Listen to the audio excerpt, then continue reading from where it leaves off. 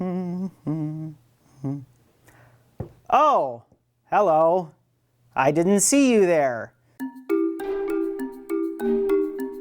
Welcome to the StateImpact Indiana one-room schoolhouse, and we're here to try and explain to you how the old way that Indiana's school letter grades were calculated are very different from the way that Indiana's new school letter grades are calculated, because the formulas are completely different and they can treat this one school very, very differently. So let's talk about the old model using this simple one-room schoolhouse here.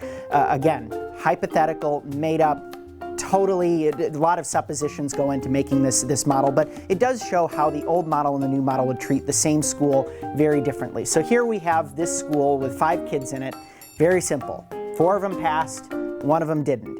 We also have each of their test scores, their cut scores on the ISTEP exam, but we don't really care about that under the old model. You can throw out the scores. We don't care whether they were a pass or a pass plus. We just cared whether they passed or didn't pass. And so 4 out of 5, that's 80%. 80% is a B, and that's the baseline under the old method of school letter grading. Now, when you have an 80% and your B is your baseline, under the old model, it couldn't get any lower than that. Now, there was a potential that your grade could go up, and that is based on an average of how much your pass rates over the past couple of years have changed. But in the case of this school, it's been 80% on into perpetuity, and in this one case, that doesn't mean that it's enough to bump their grade up from a B to an A. So the school gets a B. Very simple calculation, right? The thing that isn't so good about it is that it hides a lot of things going on underneath the surface. I mean, look at these grades, 800, 821, those are really high scores. Now, what's going on there? Were these students coming into this school already probably likely to score this high anyway? Or were they from a low socioeconomic group? Or did they come from not so good a school or a classroom beforehand, and this school did a lot to turn them around? We really don't know. Now, the new model tries to get at the answer to that question, but the new model also requires a little bit more information. Stay right there.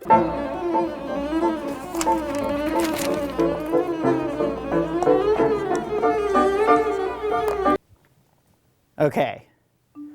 Wow. Okay, so we've got a whole bunch of new information here on the board. Now, same school, same kids.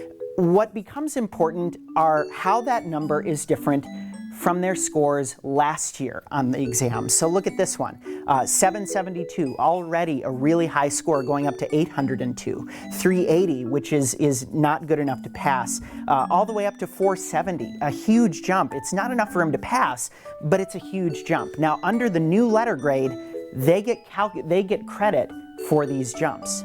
The difference is that even though their baseline grade is the same because it's 4 out of 5 students passing, 80%, it's a B.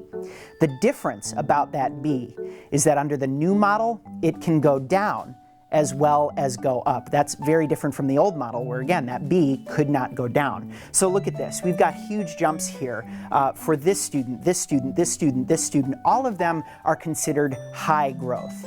Now, the way that that's calculated is complicated in and of itself. Essentially what happens, and this oversimplifies a lot, so bear with me, is that, let's take this student who scored a 772.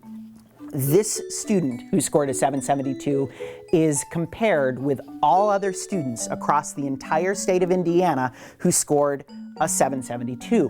And then their scores next year, this year rather, are put and compared against each other. So 802 might be a high growth number, or it might be a typical growth number, which means it's kind of about the middle, kind of the average of what the students who scored a 772 last year scored on this exam. Or it could be low growth, which means that the student didn't even grow that much, maybe even went backwards a little bit.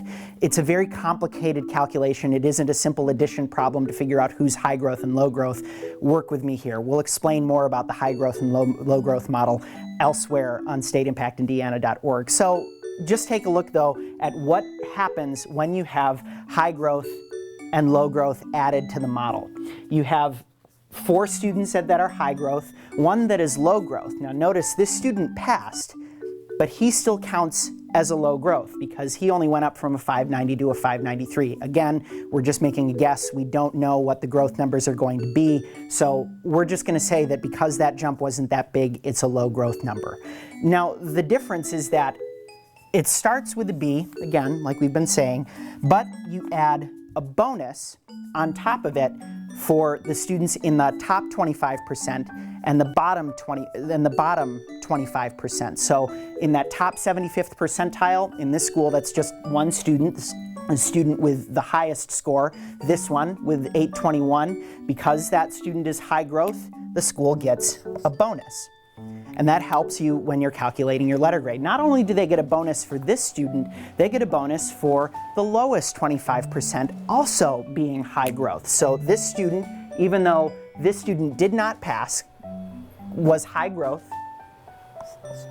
so they get a bonus for him as well. So again, baseline score is a B, you add on another on these bonuses, and now the school's new grade goes up from a B to an A. So that's how this model can affect one school's grade. Worth saying before we go, this example back here shows how the state's new letter grading system can help raise a school's letter grade.